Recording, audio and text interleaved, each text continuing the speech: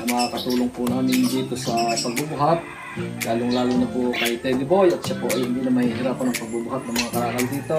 So ako po ay nagpapasalamat sa nag-sponsor. So yun po mga kabiyahero, natutuwa po si Biyaherong Batangueño sa pagkakataon ito, at tayo po ay pinasyalo ng isa sa subscriber po natin.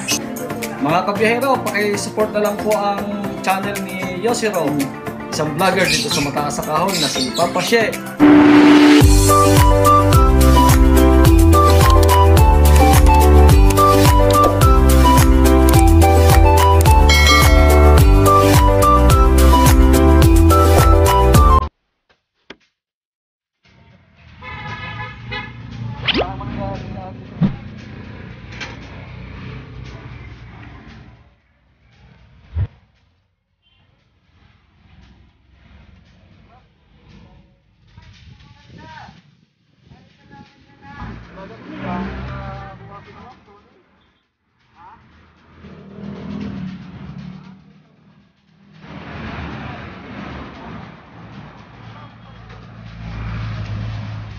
Yun po mga kabihero, nandito na nga po kami sa bahay at kami nga po bumili ng kareta na makakatulong po namin dito sa pagbubuhat, lalong-lalo na po kay Teddy Boy, at siya po ay hindi na mahihirapan ng pagbubuhat ng mga karakal dito. So ako po ay nagpapasalamat sa nag-sponsor. Sana po ay pagpalain po kayo ng pong may kapal sa inyong kabaitan, sa akin at sa aking pamilya. Kaya lubos-lubos po pasasalamat ko po sa inyo.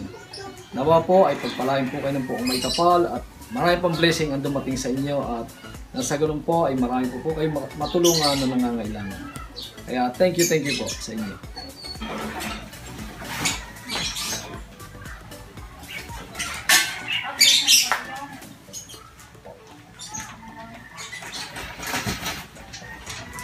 Yes! Easy! So yun po mga kabiyahero, natutuwa po si Biyaherong Batangueño sa pagkakataon ito, at tayo po ay pinasyalo ng isa sa subscriber po natin, na ako po ay lubos na nagpapasalamat sa kanila. Nga po, pangunguna sa Panginoon Diyos na kami po ay nagkita-kita sa ngayon, na kahit nga po may pandemya, tayo po naman ay sumusunod sa protocol. So ito po sila, ang misis po ni Abong Gold. Ito po si Sir Abong Gold at ang kanyang pamangkin Louie. At yun nga po, ito nga po isa sa subscriber natin na na-inspire sa atin para magtanim ng luya root crops. Kaya mga kabiyahero, ako'y natutuwa sa katulad ng mga taong ganito na nagnanais na magtanim ng mga root crops, na particular nga po itong luya, nasa ganun po ay makatulong po sa darating na bukas at magkaroon sila ng pangkabuhayan. Kaya mga kabiyahero, salamat po. Ito po mga kabiyahero ang ibibigay po nating binhi kay Sir Abong Gold, na ang gusto nga po niya ay Hawaii, so susundin po natin ang kanyang request. At hindi po siya mapapahiya sa kanyang ninanais na Hawaii. At ito po siya mga kabiyahero. Talaga pong ito ang lahi din ng aking luya. So ibig sabihin po ay isang pinanggalingan. Kaya mga kabiyahero, ito ang pagkakaloob natin kay Sir Abong Gold. Sa ganun po ay makapagparami siya ng luya, at sa susunod na taon ay mas lalo pang dumami ng dumami. Sir, ito po ang inyong ino-order na luya.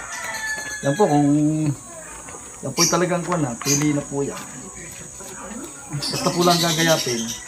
Magdano ang kalalaki ang gayat mo nito? Tuturuan ko po kayo, kung gusto nyo. Sige, maraming salamat. Nasaan ko lang kayo. Pasusunda ko kayo ng mga vlog. Hindi sir, sa atin naman halos yung isang kuhan, may mga akala ko hindi pala pwede na nyo itanim ito. Pagka nagayat.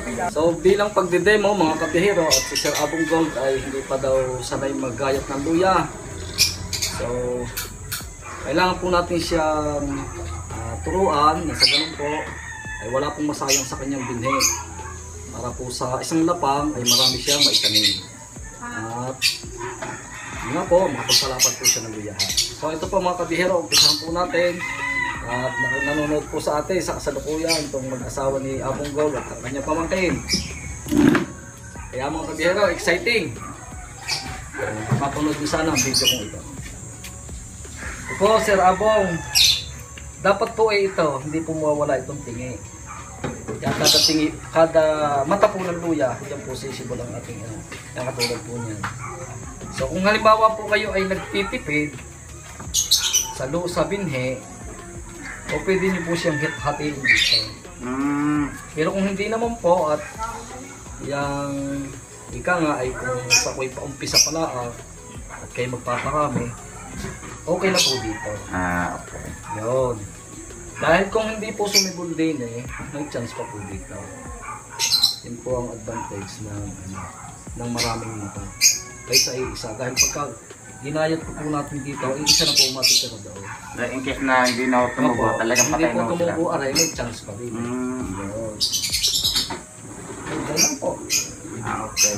Maaripit pa ganyan dahil para po hindi makuha ng hibla ng ilan. At saka dapat din talaga matalas kaya ingat kayo sa paggagamit. Aray, pwede po. Aray, tutulong po ganyan. Pwede rin ng pabiyak na gano'n. Pwede po, pwede po. Basta importante may tuloy yung Oo, itong basta banang. may matitirang matanggal. Okay. Mas maganda nga po sir sa totoo lang pagka ako yung ako yung nagtatanim. Ang akin yung tinatanim yung sili, yung maliliit. Siyempre sa ating mga baguhan pang mga nagluluya, siyempre ang gusto nila malaki.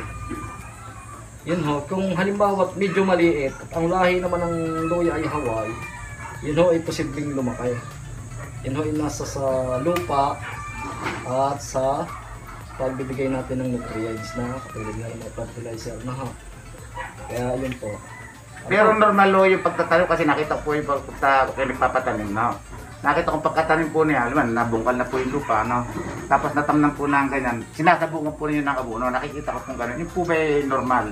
Yung po sadyang aming tradition. Sadyang ganun po ang talaga proseso po namin. Pamamaraan ng paglalagay ng fertilizer na pagkatapos may tanim, sinasabugan namin ng kabuo. Yun. Yun naman po ay po pwede niyong ulitan kung sakalit ang halimbawa ang inyong luya ay medyo malnourished, kumbaga. So, pwede niyo po yung sabugan ulit.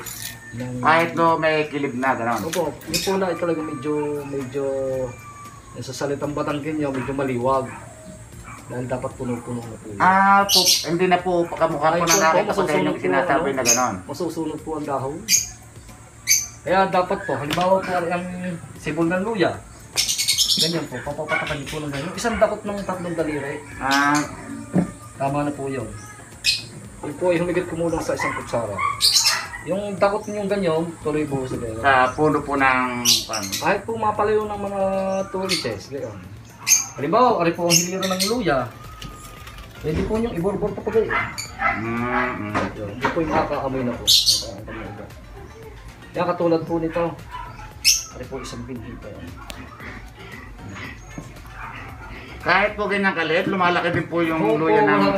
yan po yung kahit po yung sabing aray. Yan. Halimbawa po yung sumibol siya.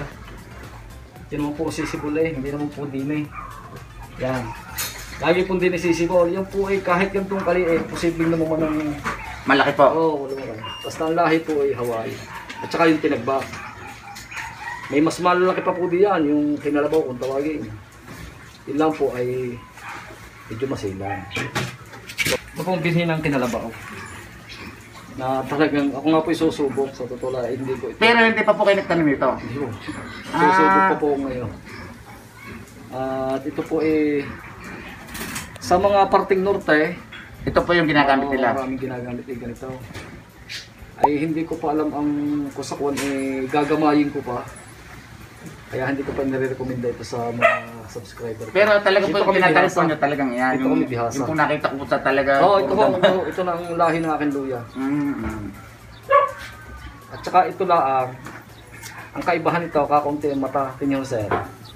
Hindi ka tulad ng ating Ayun. marami siyang ganto-ganto.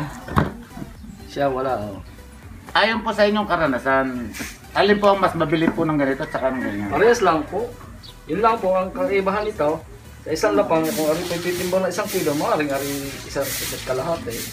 Kaya lang, parang mas mabili ang ganun po ano. Dahil kasi pre kung kukuhalin po ng... Itong tawagin namin, pasikin. Ito. Kaya hindi ko nire-recommend ito sa... Hindi, tatry ko na lang po yung ganyan. Pero ang gato po, magkano po ang panyo? Pagka po ganyan, wala rin. Ayan po yung pang binhi ko. Tinin nyo. Opo, pinakita ko lang po sa inyo. Ito talagang hawal. Lagi yun si...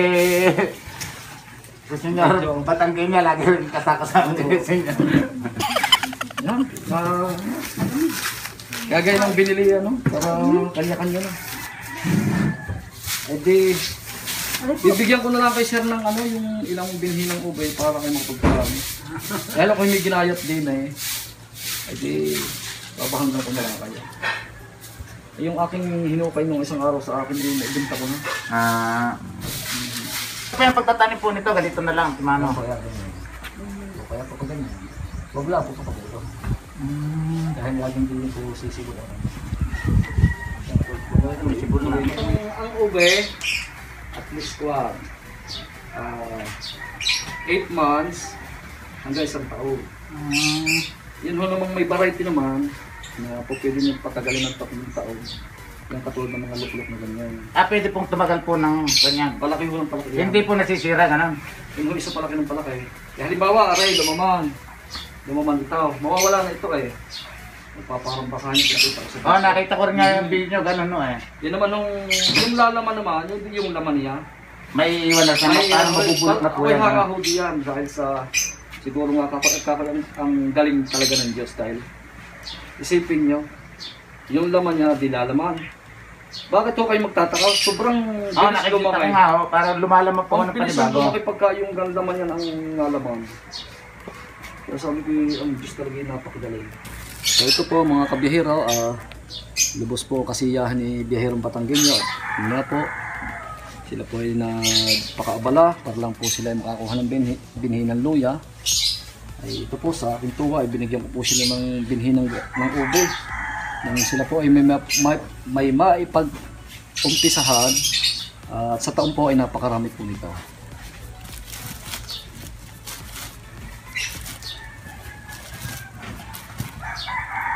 Itagal yung pagtatanim ko ng ube yung pinag-uumbuan. Parang kukut-kutan nyo lang ng kaunting lupa. Mga ganyan kalalay. Tapos patatambukan ng gano'n. Oo, tatabunan nyo na lang, tatabunan. Ini timbang lang. Paring ako yung Yung ugas na ang trabaho. Hindi lang ako nila. Oo, simple natin. Simple lang. Atin yan.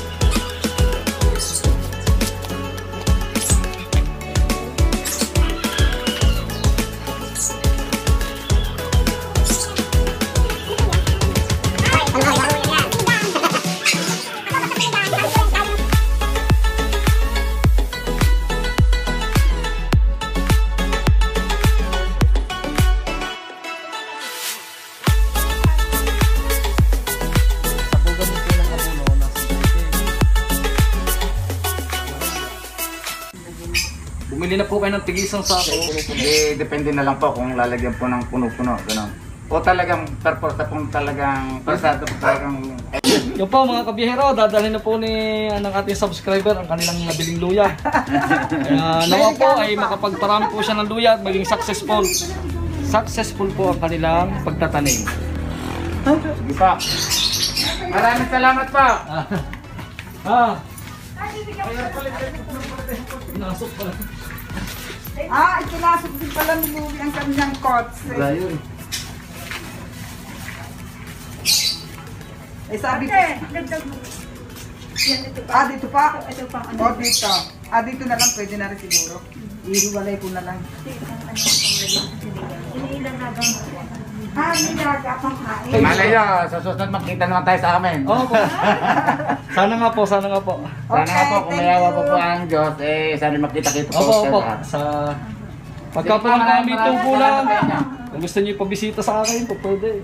Sige, di pa. pagkakon Pag may tanong po, chat na lang din po siya. Sige pa. Opo. Sasagutin po natin lahat. Okay. Thank you po. Kaya salamat po. Ingat po kayo, ingat. Palagi niyo. Nakakatuwa.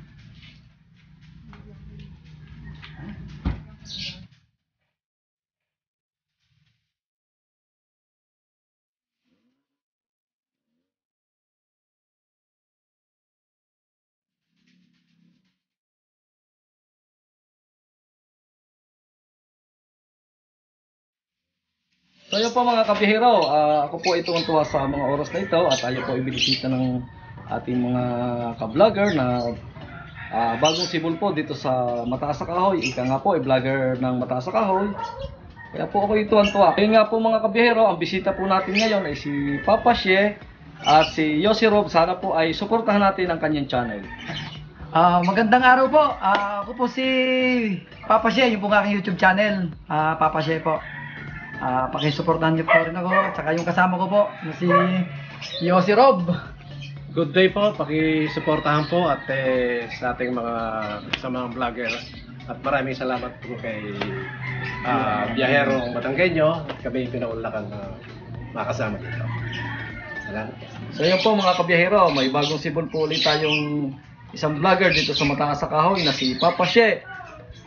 Pakisuportahan po natin siya at please like, share, and subscribe mga kabiyahero. Mga kabiyahero, pakisupport na lang po ang channel ni Yossi Rob na isa pong Mataas sa Kahoy vloggers din. At panoorin niyo po ang kanyang mga video at sinisigurado ko po mag-i-enjoy.